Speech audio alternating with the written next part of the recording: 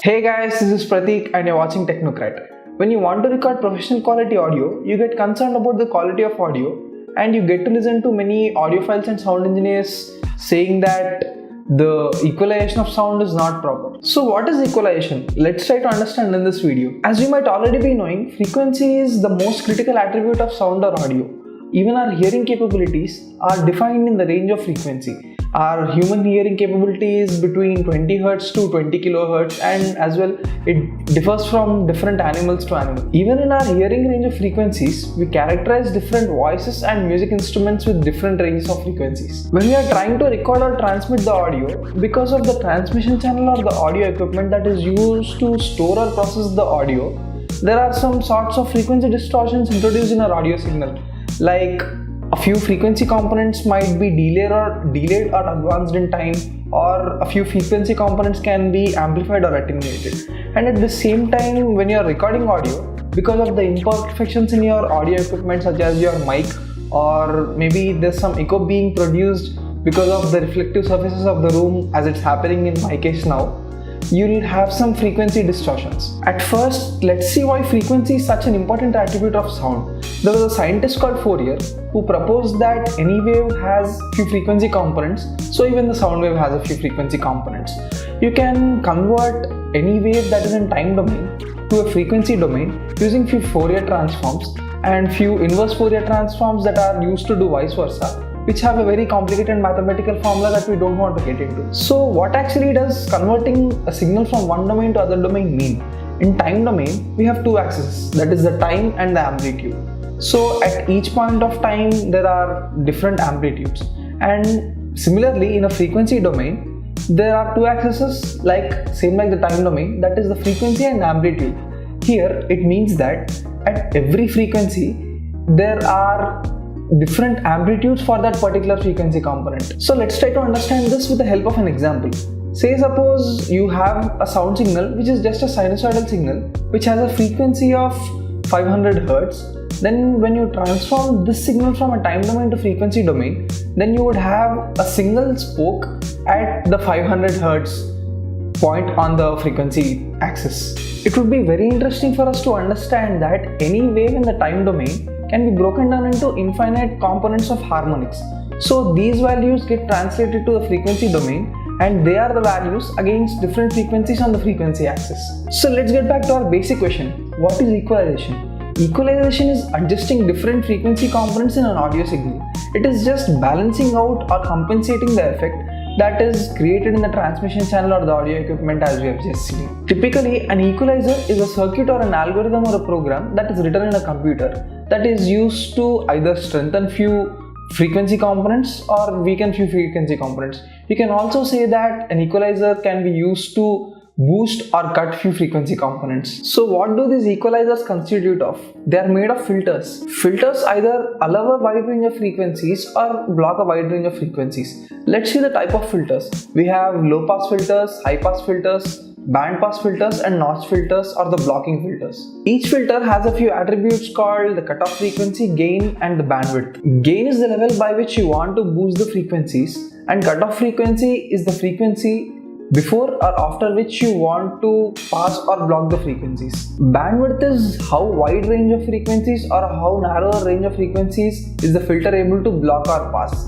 The quality factor is the inverse of the bandwidth, which means that a higher quality filter would have a very small bandwidth and it would eventually cost more to make such kind of a filter. So as the name suggests, a low pass filter would allow all the frequencies below its cutoff frequency and a high pass filter would allow all the frequencies above its cutoff frequency. A band pass filter would allow frequencies only between two cutoff frequencies, and a block filter or a notch filter would block frequencies in a very narrow band and would allow all the rest frequencies to pass through the filter. There are two types of equalizers, the graphic equalizer and the parametric equalizer, which you might be familiar with. So in a graphic equalizer, there are banks of filters through which the audio signal is passed from one filter to the other. So the audio signal would pass from all the filters. Each filter represents a small frequency band and there is a knob that is used to adjust the gain. So in this way, if you want to vary the gain in any frequency band which is very narrow, you have to adjust the position of the knob. So the position of the knob represents the frequency response or the graph of the entire system. Now let's see how a parametric equalizer works. It's very easy to use compared to the graphic equalizer, and it's also very inexpensive. Using a parametric equalizer, you have full control over all the three parameters, that is the gain, cutoff frequency and bandwidth. Say suppose you're in a concert and there are many instruments and many people to play those instruments. If there is a guitarist who finds that there is a rumbling sound with his fingers, then he can ask the sound engineer to reduce that particular frequency note from his own instrument. And if he wants to boost a few high frequency components for a more aesthetic sense of sound, then the same thing can be done by the engineer. Due to the amplifiers, there is a very faint low frequency rumble, and at the same time there is a very high frequency hiss also. So all these can be compensated using parametric equalizers. We might have already come across parametric equalizer at some of the other place, but we might not have noticed them. We can find them in audio players, in our mobile phones and on our PCs. These parametric equalizers are not as professional as the original parametric equalizers used by sound engineers. We also see that in our home theater systems or in our music systems in our cars, we have some special modes like party, night mode, treble, bass and all such modes. So when you turn on any of these features, then there are a few set of gains that are applied to few range of frequencies that cannot be altered. But at the same time, you get what you want. Basically, these are the rudimentary parametric equalizers. So if you want to have a greater control, then let's see how an actual parametric equalizer works. So in a parametric equalizer, you can set the cutoff frequency and you can also set the gain all by yourself. You can also set the bandwidth or the quality factor, which says how wide or narrow the filter has to be. Now in a real world scenario, say suppose you want to solve a problem that I am currently facing. The walls around me are reflecting a lot of sound and creating a lot of echo. I'm trying a lot, but I'm not able to reduce this using parametric equalizers. So if you want to reduce echo in such a case, then you have to boost the gain at any frequency, and you have to sweep this filter all through the range of frequencies, and you will find a particular spot where there is a lot of reverb or resonance kind of thing. At that spot you have to reduce the gain below the normal range of frequencies. This is not as easy as it sounds. You need to have a very sensitive ear and you need to perceive that slight variation in sounds which help you understand what frequencies have been altered so that you can compensate that effect using these parametric equalizers. It's not only used for practical purposes but also used to get a very aesthetic sense to the sounds you record or the music you make. So the next time you see that a vocal, a dialogue or a music is very low as compared to the other sounds in a movie or a TV show, you know whom to blame. It's the sound engineer.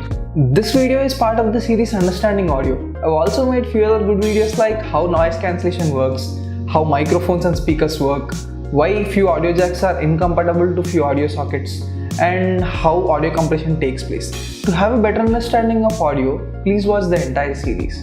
Do subscribe to Technocrat if you haven't yet subscribed, and turn on notifications to never miss an update from us. I'm glad you wanted to learn something new today, and I hope you have learned something new from this video. Always believe in science and make the best possible use of technology. Thanks for watching. Bye bye.